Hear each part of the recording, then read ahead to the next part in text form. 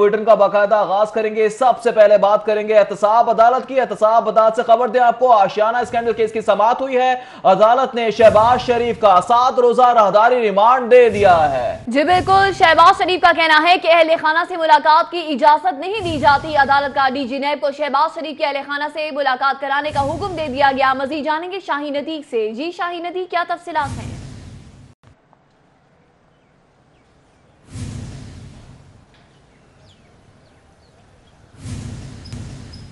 जी, एहतसाब अदालत के जज सैयद नजमुल हसन बुखारी ने शहबाज शरीफ जो अपोजिशन लीडर हैं उनका राहदारी रिमांड जो है वो 7 रोज़ का नैब को दिया है। आज अदालत में शहबाज शरीफ को पेश किया गया था और नैब ने अदालत को बताया कि इनके प्रोटेक्शन आर्डर जो है वो स्पीकर कौमी असम्बली ने जारी किए हुए हैं, लिहाजा इनको इस इजलास में हमने पेश करना है। इनका जो है वो 7 रोज़ का जो है वो जिस्मानी 7 रोज़ का जो है वो राहदारी रिमांड जो है वो दिया जाए। इस पर अदालत ने उनसे पूछा कि 7 रोज़ का रिमांड आप क्यों ले रहे हैं, जिस पर उनका कहना था कि इजलास जो है पिछली मरतबा इजलास में ज़्यादा दिन लग गए थे, इसलिए अगर ज़्यादा दिन लग गए तो मज़ीद हमें जो है वो दरकार होगा, लिहाजा हमें 7 रोज़ का राहदारी रिमांड जो है वो राहदारी दिया जाए, जिस पर अदालत ने उनको 7 रोज़ का जो है वो राहदारी रिमांड जो है वो दे दिया। और अदालत ने हुक्म दिया है कि 24 तारीख को, क्योंकि उनका आशियाना स्कैंडल केस में रिमांड ख़त्म होना है और मुतलका जो वहाँ पे अदालत है वहाँ पर पेश करके उनका रिमांड में जो है वो तोसी कराई जाए। अदालत में आज शहबाज शरीफ को जब पेश किया गया तो शहबाज शरीफ ने अदालत को कहा कि मैं खुदा को हाजिर नाजिर जानकर ये कहना चाहता हूँ कि आशियाना स्कैंडल केस में मैं बेगुनाह हूँ, मैंने कोई करप्शन जो है वो नहीं की और मुझे मेरा बार बार जो है वो रिमांड ये ले रहे हैं। अदालत को ये भी उन्होंने बताया कि आपने हुक्म दिया था कि मेरी फैमिली के साथ मुलाकात करवाई जाए, लेकिन मेरी फैमिली के साथ भी मुलाकात नहीं करवाई जा रही। मेरी बहू ने बाहर जाना था, वो भी वहाँ बगैर मुलाकात के जो है वो चली गई है। इसके अलावा मुझे मेडिकल की ज़रूरत है, मैं बीमार हूँ, लिहाजा मुझे मेडिकल की सहूलत जो है वो दी जाए, लेकिन नैब की तरफ से कोई सहूलत फराहम जो है वो नहीं की जा रही। इस पर अदालत ने नैब को 7 रोज़ का राहदारी रिमांड दिया और साथ ही अहकामात जो है वो जारी किए हैं कि इनकी फैमिली की इनके साथ मुलाकात जो है वो करवाई जाए और साथ ही इनका मेडिकल की जो इनको सहूलत है वो भी इनको जो है वो फराहम की जाए। आज अदालत में जब शहबाज शरीफ को लाया गया तो यहाँ पर सख्त हिफाजती इंतजाम जो है वो किए गए थे, किसी को अदालत में जाने की इजाज़त नहीं थी।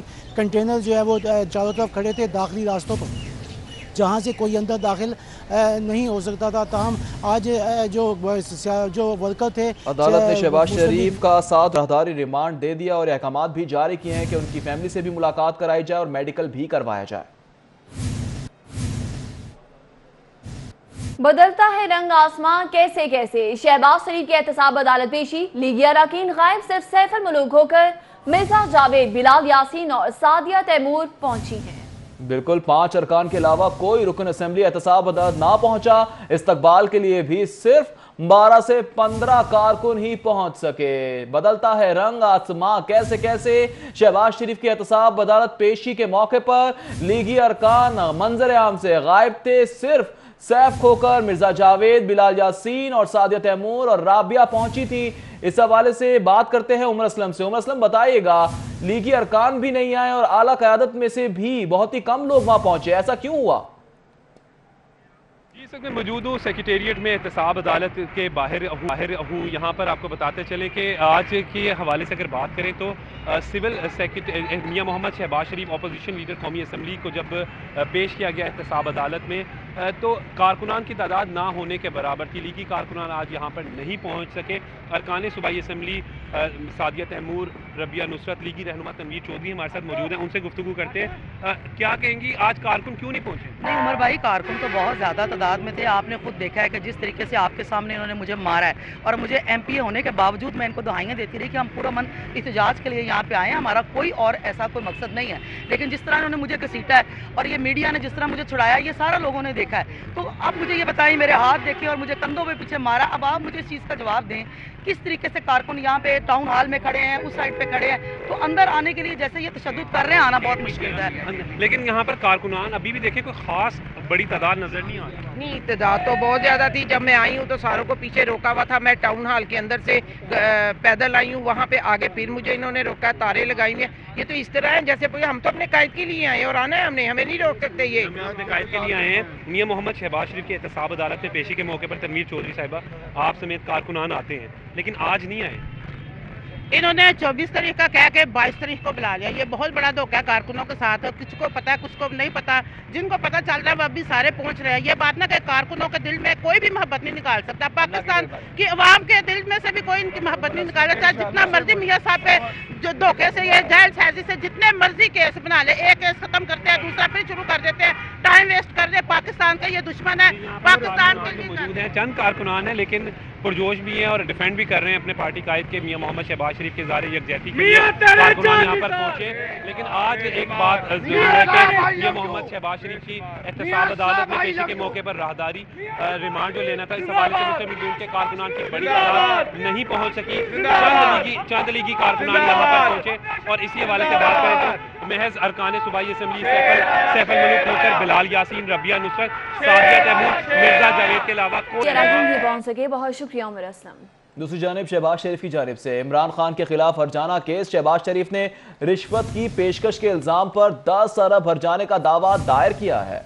हरजाने का केस एडिशनल सेशन जज मोहम्मद असलम पंचोथा की अदालत में जेर समाअत है। इसी हवाले से जानेंगे, शाहीन अतीक ने हमें ज्वाइन किया है। जी शाहीन अतीक। एडिशनल सेशन जज मोहम्मद असलम पंचोता ने शहबाज शरीफ की तरफ से इमरान खान के खिलाफ 10 अरब हरजाने के दावे की समाअत जो है वो 7 दिसंबर तक जो है मुलतवी कर दी है। अदालत में आज बाबर अवान जो थे इमरान खान के वकील, उन्होंने बहस करनी थी, लेकिन अदालत के जज की रुखसत की होने की वजह से जज ने इस केस की कार्रवाई जो है वो 7 दिसंबर तक मुलतवी कर दी है।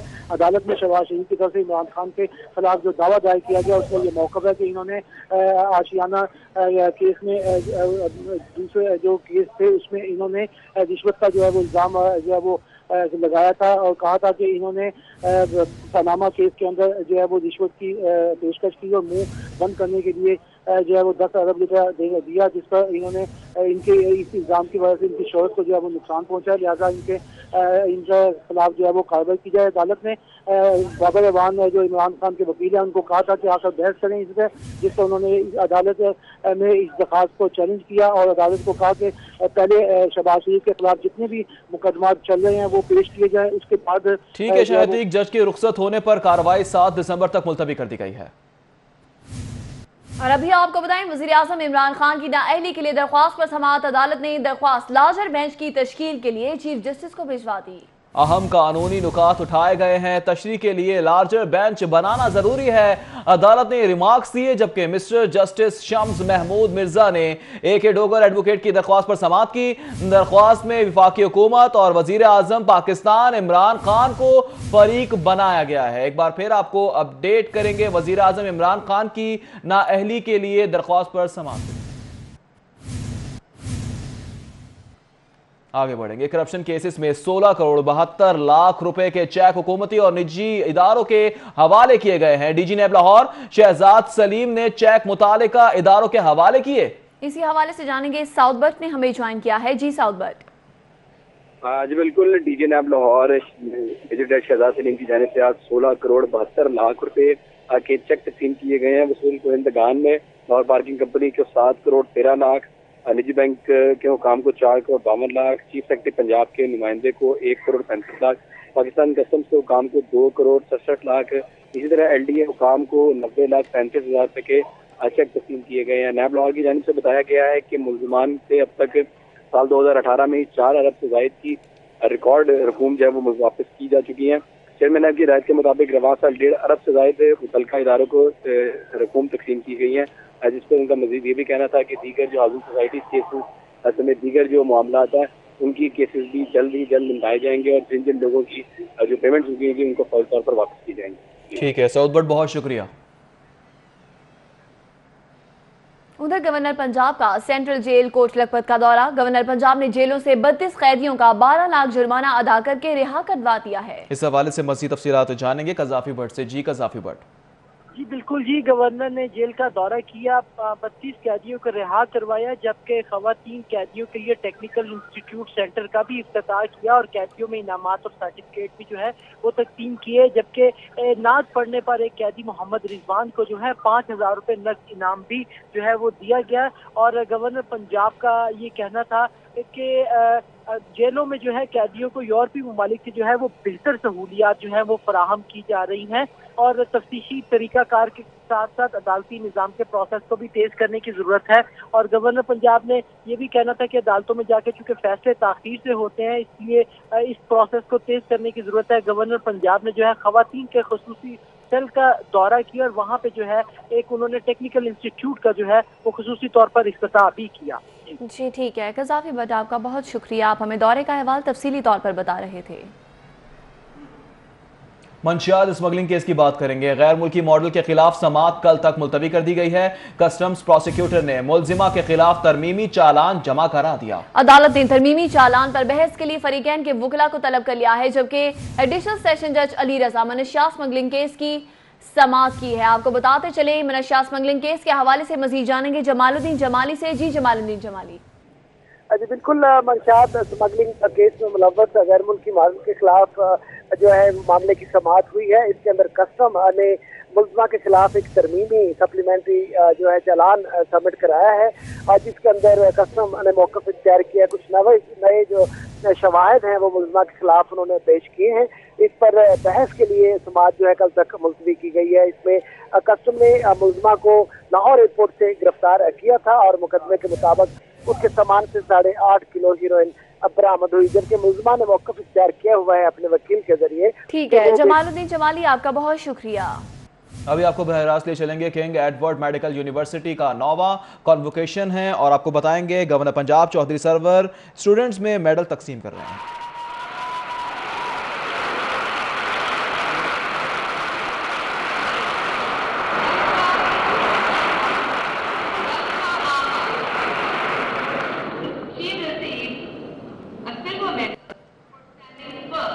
in the subject of forensic medicine in the second professional MBBS examination for the year 2015.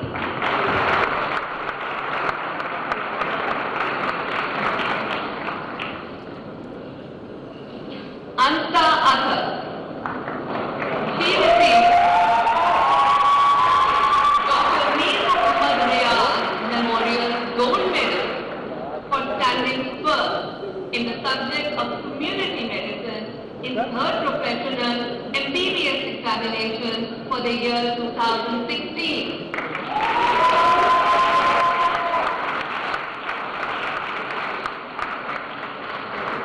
Sabreen Tahir. She received Professor Bashir Ahmed Gold Medal for standing first in the third professional MBBS examination for the year 2016. She also received silver medal for standing first in the subject of ENT in the third professional MBBS examination for the year 2016.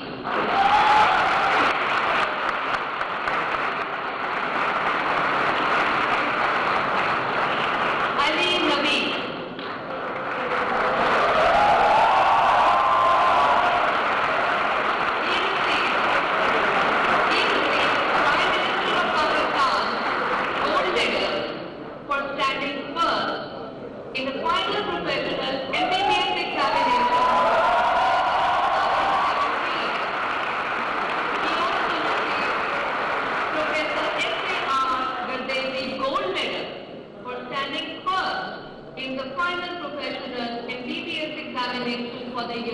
King Edward medical university का 9वां convocation जारी है।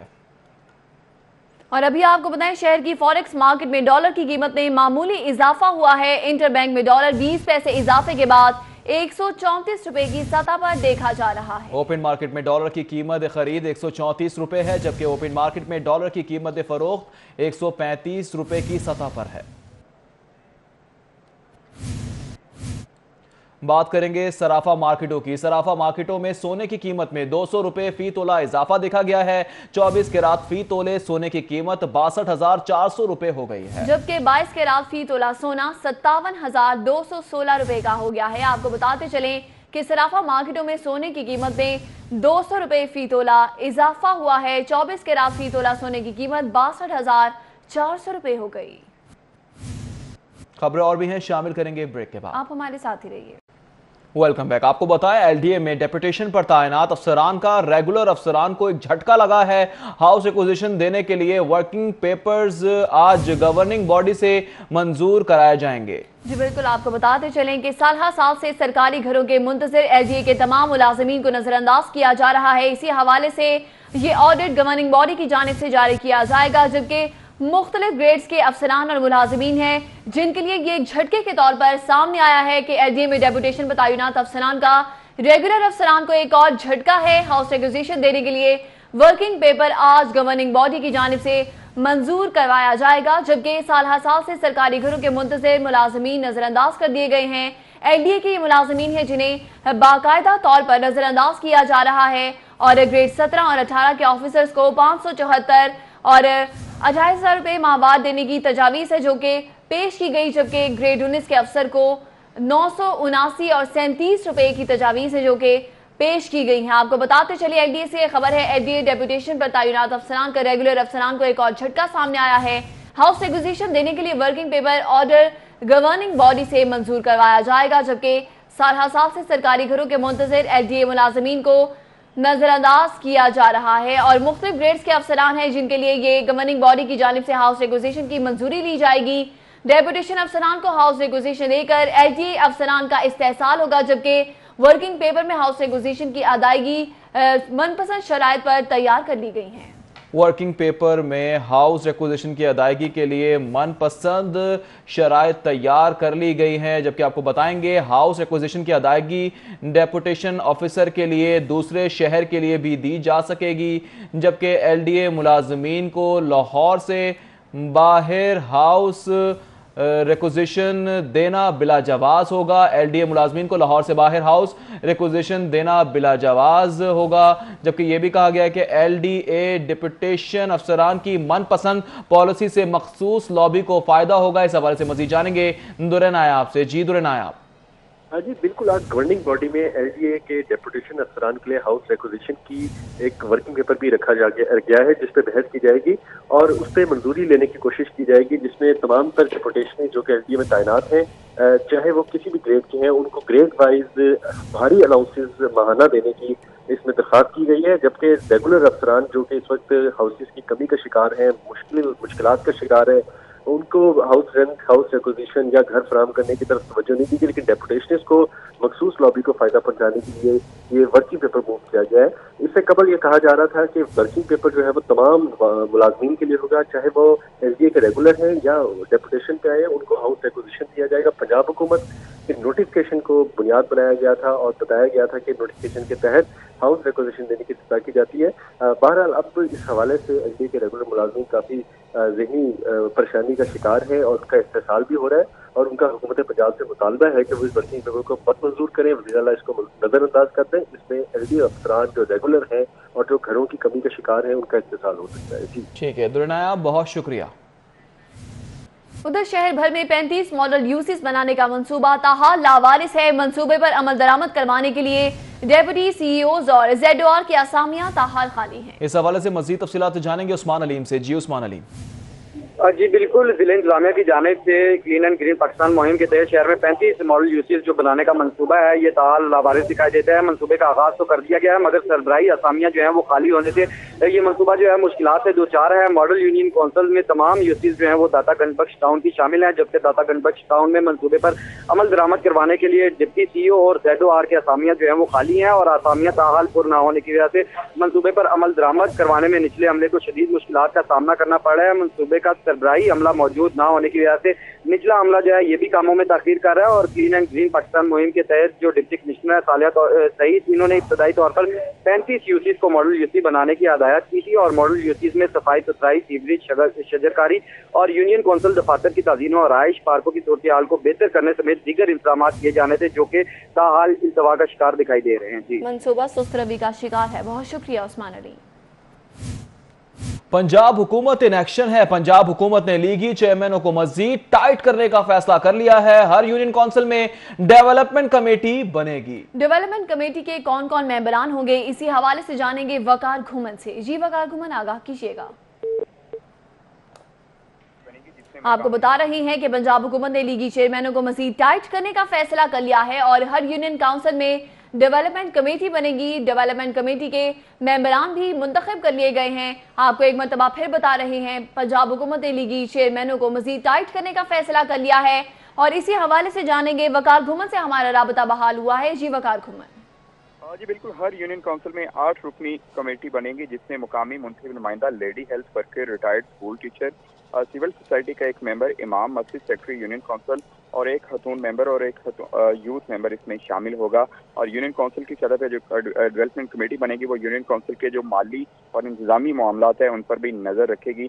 हुकूमत पंजाब ने ये फैसला किया और महकमा लोकल गवर्नमेंट ने अब यूनियन काउंसिल से कमेटियों के लिए नामों की फहरिस्त भी मांग ली है, जिससे पूरे पंजाब में इस वक्त जो लीगी चेयरमैन है, जिनके ऊपर पाकिस्तान तहरीक इंसाफ के वजीर हैं, लेकिन वो फाल तरीके से अपने काम नहीं कर पा रहे, लेकिन इस वजह से अब ये कमेटियां बनाई जाएंगी जो निचली सतह पर काम करेंगी। ये ठीक है, कमेटियां तश्कील दी जाएंगी जो कि निचली सतह पर काम करेंगी। वकार घुमन, बहुत शुक्रिया। उधर पंजाब में गैर मुल्की फंड्स मंसूबों पर तफसीलात तलब कर ली गई हैं। वजीर खजाना हाशिम जवां बख्त ने सूबाई महकमों से इस हवाले से रिपोर्ट भी तलब कर ली। इस हवाले से मजीद तफसीलात जानेंगे अली रामे से। जी अली रामे। बिल्कुल रवा साहब, 2018-19 में 51 अरब रुपए के जो गैर मुल्की फंडिंग प्रोग्राम है वो जारी है, तो उसके लिए महकमा पंजाब के बजट वो भी जारी किया गया। लेकिन इस पर अब सूबाई वज़ीर खजाना की तरफ से जो रिपोर्ट तलब की है उसमें कहा गया है कि साबिक़ दौरे हुकूमत में गुज़श्ता 10 साल में जितने भी फॉरेन फंडिंग प्रोजेक्ट मुकम्मल किए गए उनकी दरख्वास्त और इसकी वजह से यही है कि जितने भी फॉरेन फंडिंग उसकी कुछ दरामद होती है, कुछ ट्रेड होती है और कुछ वैसे लोन के मार्केट रेट पर जो है आपको फंडिंग करने, जैसे कि ऑरेंज मेट्रो ट्रेन प्रोजेक्ट है, ये भी एक बहुत बड़ा प्रोजेक्ट है शहर का। तो इसी पर वर्ल्ड बैंक की तरफ से, जयपुर की तरफ से एक नई जगह से जो फंडिंग की जा रही है उस पर ये रिपोर्ट जो है किया तो इसमें कितना मार्कअप रेट जो है वो पंजाब को बर्दाश्त करना पड़ेगा। इसमें जो रवा माली साल का जो बजट है उसमें भी बताया जा रहा था कि एक तरफ से जाहिर के टैक्सेस जो है वो ओवर पेमेंट की वजह से आ रहे हैं। इस पर अब सूबाई वज़ीर खजाना ने रिपोर्ट तलब की है कि रिसेंटली सूबाई एक्ट में जिनके फॉरेन फंडिंग प्रोजेक्ट मुकम्मल हुए जो अभी जारी है उसको फायदे पर उनको डिटेल जो है शामिल की जाए, ताकि इस पर जाना जाए कि हुकूमत पंजाब ने जो कर्जा पे करना है, जो ओवर पेमेंट करनी है, इसका जो बकाया जाल वापस कर रहे हैं वो कितनी मद इसकी जो है वो बनती है, इसी पर ये रिपोर्ट जो है वो तलब की है। इस हवाले से सूबाई महकमों से रिपोर्ट भी तलब कर ली गई है। बहुत शुक्रिया अली रामे। रेलवे का लाहौर डिवीजन में 1469 खाली असामियों पर भर्ती का फैसला सामने आया है। लाहौर डिवीजन में खाली ग्रेड 1 से ग्रेड 5 तक की खाली असामों पर भर्ती की जाएगी। जी बिल्कुल, गैंगमैन कमर्शियल ग्रुप शामिल है इसमें और इसी हवाले से जानेंगे सईद अहमद सईद से। जी सईद अहमद। जी बिल्कुल हीरा, महकमा रेलवे की जानिब से लाहौर डिवीजन में 1469 खाली असामियों पर जो भर्ती करने का फैसला है वो किया गया है और इस हवाले से महकमा के मुताबिक ग्रेड 1 से ग्रेड 5 तक की खाली असाम पर जो है भर्ती जो वो की जाएंगी, जिनमें गैंगमैन, कमर्शियल ग्रुप, स्टूडेंट, मावन, आल मावन, कमर्शियल क्लर्क, सिग्नल मावन समेत जो दीगर असामियां हैं वो इसमें शामिल है। और रेलवे इंतजामिया के मुताबिक गैंगमैन में खाली 827 जबकि आल मावन में 120 और मावन में 112 खाली असामी पर जो भर्ती हैं वो की जाएंगी। और इस हवाले से दो इश्तिहार है वो भी जारी कर दिया गया और भर्ती के सिलसिले में 58% ओपन कोटा, जबकि गैर हाजिर या फौजशुदा रेलवे मुलाजिमीन के बच्चों का जो है 20% कोटा जो है वो मुख्तस किया गया, जबकि अकलियत का जो है वो 5% कोटा है वो भर्तियों के लिए इश्तिहार भी जारी कर दिया गया है। सईद अहमद सईद, बहुत शुक्रिया। उधर पीएफए इन एक्शन और इतवार बाजारों में सेहतमंद अशाए खुरनोश की फराहमी का ये मामला है, जिस पर पंजाब फूड अथॉरिटी की इतवार बाजारों के इंतजामिया को फिर से हिदायत जारी कर दी गई। गोश्त, मछली फुटपाथ या फट्टों पर खुलेआम फरोख्त नहीं होगी। हिदायत ये सामने आई है, जबकि आपको बताएंगे गोश्त को सेल पॉइंट्स में ढांप कर रखा जाएगा।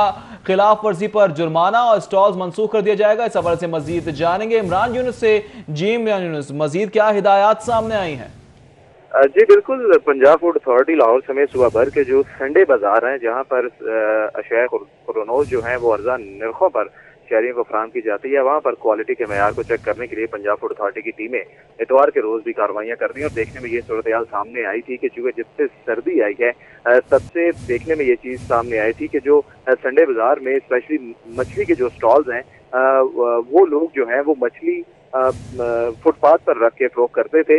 इस सूरत हाल का नोटिस जो है वो डीजी पंजाब फूड अथॉरिटी की जानिब से लिया गया है और डीजी पंजाब फूड अथॉरिटी ने एक डायरेक्शन जो है वो जारी की है सूबे भर के जो संडे बाजार इंतजामिया उसके लिए, और जो हिदायत जारी की गई है उसके मुताबिक अब संडे बाजार में कोई भी स्टॉल होल्डर जो है वो गोश्त, मछली और इसके साथ खिलाफवर्जी करने वालों के खिलाफ सख्त कानूनी कार्रवाई की जाएगी। बहुत शुक्रिया इमरान यूनुस।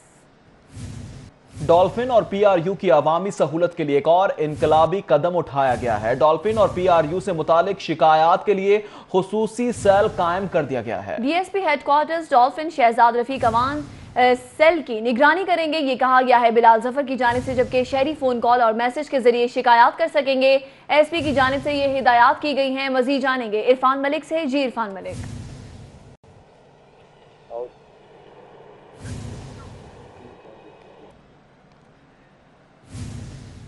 डॉल्फिन और पीआरयू की अवामी सहूलत के लिए एक और इनकलाबी कदम उठाया गया है। डॉल्फिन और पीआरयू से मुतालिक शिकायत के लिए खुसूसी सेल कायम कर दिया गया है। इस हवाले से मजीद जानते हैं इरफान मलिक से। जी इरफान मलिक।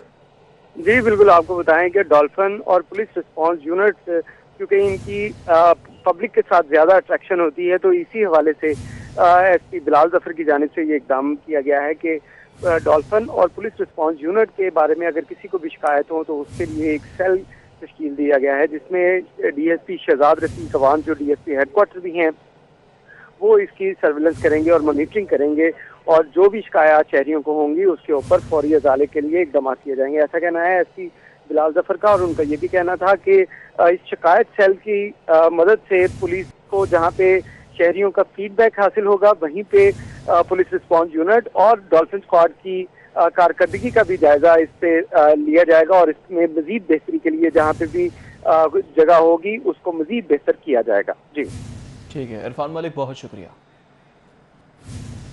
उधर डेप्यूटी कमिश्नर की असिस्टेंट कमिश्नर्स को पेट्रोल पंप्स चेक करने की हिदायत कर दी गई हैं, जबकि पेट्रोल पंप्स पर फी लीटर पेट्रोल की मिकदार को भी चेक किया जाएगा, ये कहा गया है डेप्यूटी कमिश्नर सालिहा सईद की जानिब से। मजीद क्या कहा गया है जानेंगे उस्मान अलीम से। जी उस्मान अलीम।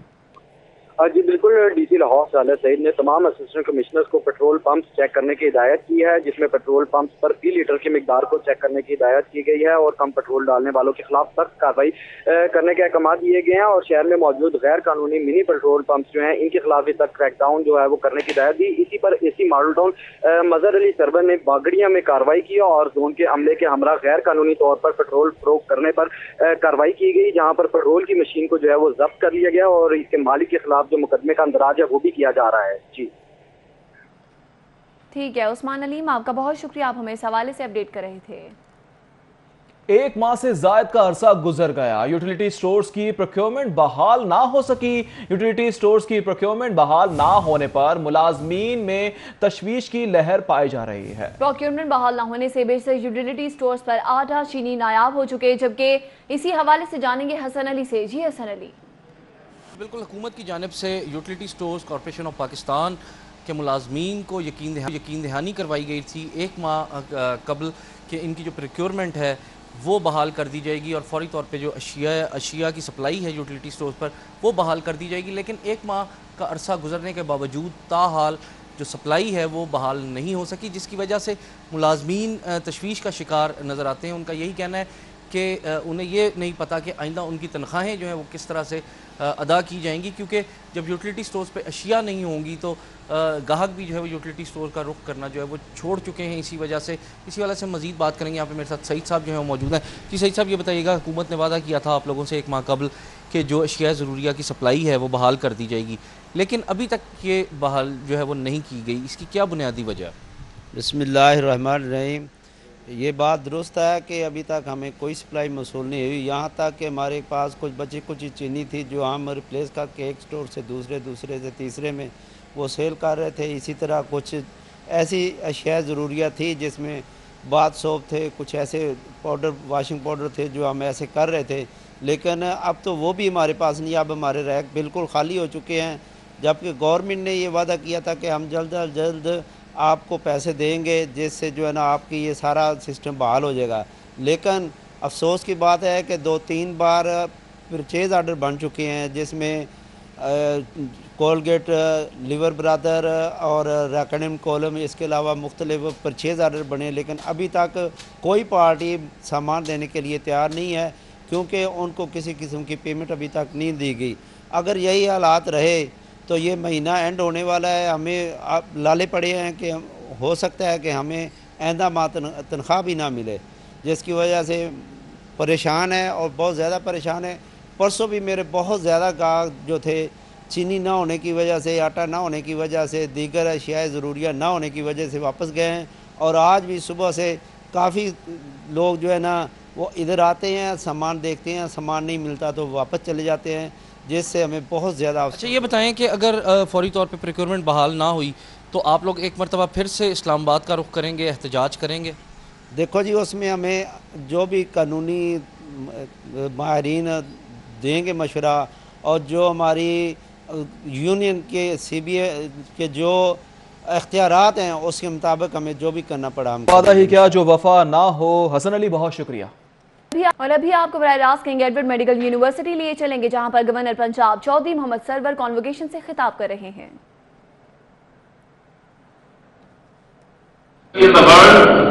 जहां हमें लड़कों के लिए कोटे रखने पड़ेंगे,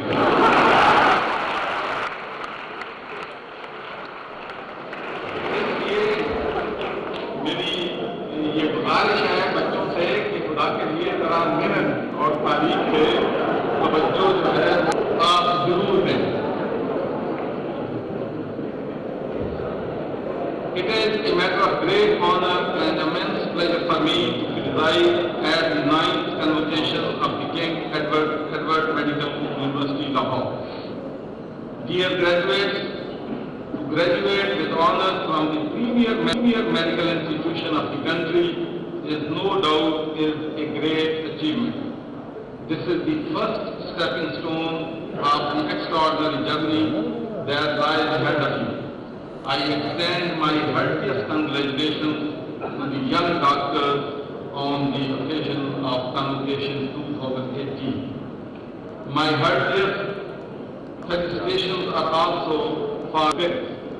And one thing I want to share with you, graduates and postgraduates, that you are very fortunate, you are very lucky कि आपके पेरेंट्स ने आपका खर्चा बर्दाश्त किया, आपकी तालीम को तवज्जो दी और माशाल्लाह आज अपनी डिग्री ले रहे हैं।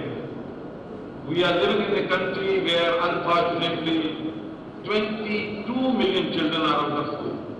बच्चे जिनको स्कूलों में होना चाहिए वो लोगों के घरों में मेहनत मजदूरी कर रहे हैं। तो मेरा आपको 2 मैसेज, एक ये है कि ऑलवेज रिस्पेक्ट योर पेरेंट्स, इसलिए कि पेरेंट्स की दुआएं जो हैं वो आपकी कामयाबी की जमानत है। इसलिए अपने वालिदैन को जितनी ज्यादा से ज्यादा आप इज्जत दे सकते हैं दें। और दूसरा, रिस्पेक्ट योर टीचर्स, इसलिए कि मैं सुबह central governor Punjab Chaudhry Mohammad Sarwar convocation से खिताब कर रहे हैं, जो कि आपने मुलाहिजा किया। खबरों का सिलसिला जारी है, यहाँ वक्त हुआ है ब्रेक का। आप हमारे साथ ही रहिए। अब डबल द जॉय।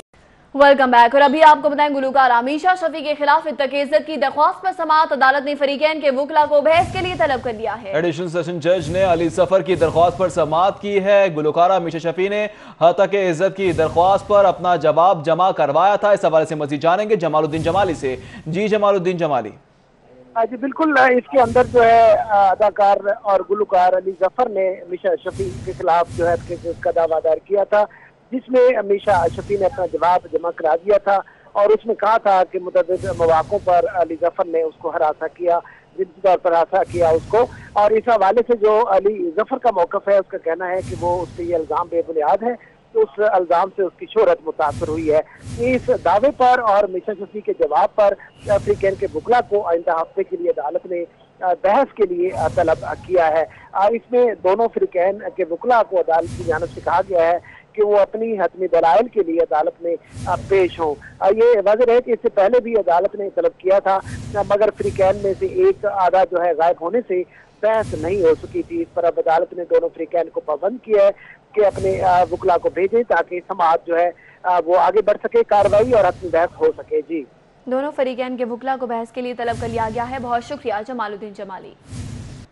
21 रुकनी जूनियर फॉरेन डिप्लोमेट्स के वफ्द की लाहौर चैम्बर आमद हुई है। वफ्द के सदर सैयद अलमास हैदर, नायब सदर फहीमुर रहमान, मेंबरान से मुलाकात भी हुई है।